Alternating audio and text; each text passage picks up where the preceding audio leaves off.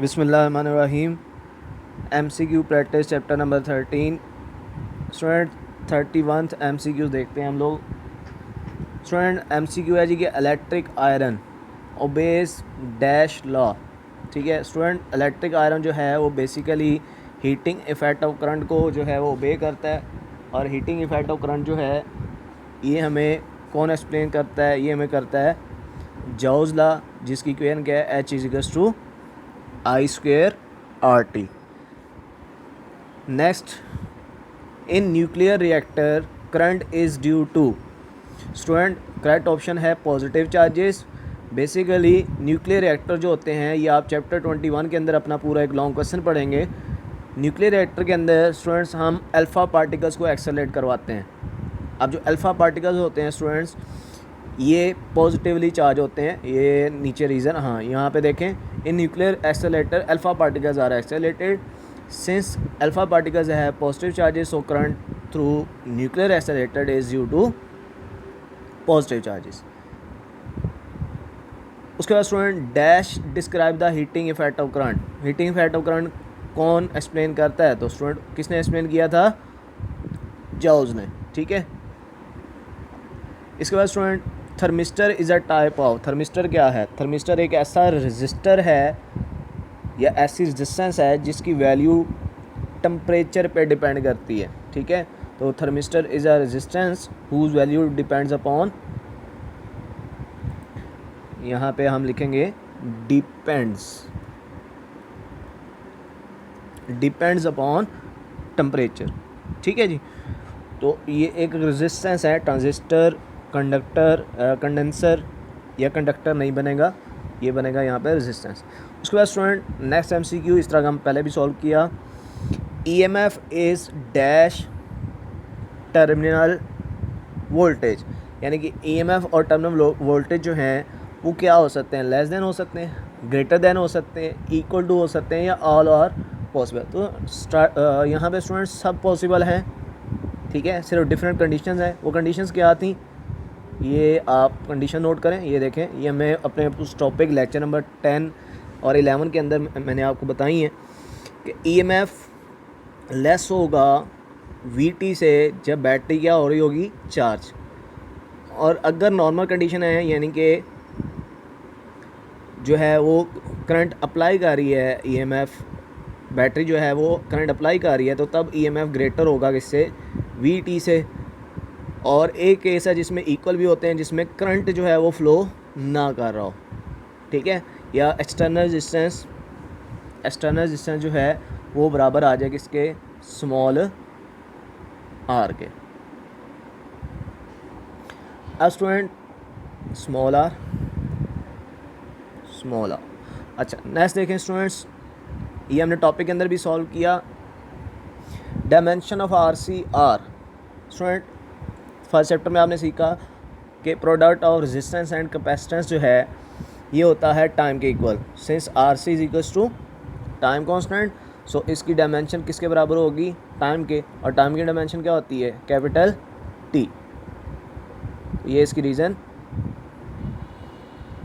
इसके बाद नेक्स्ट देखें, इस तरह के MCQ आपको सॉल्व करने आना चाहिए। 1 फेम्टोफैरड कितने पिकोफैरड के बराबर आ सकता है? स्टूडेंट सबसे पहले ये सॉल्यूशन देखें। 1 फेम्टो, स्टूडेंट फेम्टो हम बोलते हैं 10⁻⁻15 को। ठीक है, अब आपने ये 1 फेम्टोफैरड तो इधर रहने दिया, इस साइड पे आपने पिकोफैरड लेके आना है। पिको जो होता है स्टूडेंट वो होता है 10⁻12।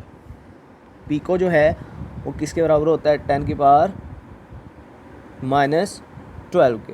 तो ये देखें स्टूडेंट, आपने 10⁻+12 से मल्टीप्लाई भी क्या कर दिया, और 10⁻12 से साथ मल्टीप्लाई भी कर दिया। यानी कि बेसिकली तो आप क्या करते हैं, 10⁻12 से मल्टीप्लाई करेंगे और 10⁻12 से डिवाइड भी कर देंगे। लेकिन जो डिवाइड किया था 10⁻12 उसको हमने क्या लिख दिया? साथ ऊपर लेके आएंगे तो प्लस में लिखा जाएगा। तो दो तरीके हैं, या तो मल्टीप्लाई और डिवाइड लिख लें, या फिर आप ये कर लें कि एक दफ़ा वो वैल्यू पिको की आप प्लस में एक दफ़ा लिख के साथ माइनस में लिख लें। तो 10⁻12 हमने वो जो पिको होता है वो तो हमने सीधा पिको लिख दिया, और जो प्लस में मल्टीप्लाई करना था वो हमने प्लस में साथ मल्टीप्लाई में लिखा हुआ। अब इनकी बेस सेम है स्टूडेंट, तो -15 + 12 ये आ जाएगा -3। तो इसका मतलब 1 फेम्टो जो फेरेड है वो पिको फेरेड के बराबर आ सकता है। किस तरह कि हमें पिको फेरेड को किससे मल्टीप्लाई करना है, 10⁻³ के साथ। इसके बाद students in cyclotron, student cyclotron next chapter में मैंने इस पे लेक्चर जो है वो दे दिया है, E/m रेशो ऑफ इलेक्ट्रॉन। जब हम charge of electron to the mass of electron ratio find कर रहे होते हैं तो वहाँ पे हम एक डिवाइस यूज़ करते हैं जिसको हम साइक्लोट्रॉन बोलते हैं। तो स्टूडेंट इसमें उसने पूछा जी कि साइक्लोट्रॉन जो है उसमें करंट किसकी वजह से होता है। तो स्टूडेंट इसमें जो है वो करंट होता है हमारे पास both positive and negative charges की वजह से, यानी कि उस डिवाइस के अंदर हम पॉजिटिव भी यूज़ कर सकते हैं और नेगेटिव भी यूज़ कर सकते हैं। और हम charge of electron to the mass of electron या charge of proton to the mass of proton, इसकी भी रेशो फाइंड कर सकते हैं। तो इसमें पॉजिटिव एंड नेगेटिव दोनों चार्जेस की वजह से करंट हो सकता है। ये इसकी स्टूडेंट नीचे definition, cyclotron is a device which is use to accelerate the charge particle like alpha and beta. Alpha पे पॉजिटिव होता है, बीटा पे नेगेटिव होता है। 39 in gas discharge tube flow of electric current is due to. Gas discharge tube के अंदर current किसकी वजह से होता है। तो स्टूडेंट गैस के अंदर पॉजिटिव एंड नेगेटिव आयंस दोनों की वजह से करंट होता है, ठीक है। तो इसलिए यहाँ पे कौन सा ऑप्शन सही करेंगे हम, बोथ, ठीक है। ये रीज़न देख लें, ये लिखी हुई है। इसके बाद इस लेक्चर का हम 10 MCQ सॉल्व कर रहे हैं, तो हम नेक्स्ट MCQ देखते हैं। Electric current is said to be 1 ampere when charge dash electrons flow through a cross sectional area of wire in 1 second.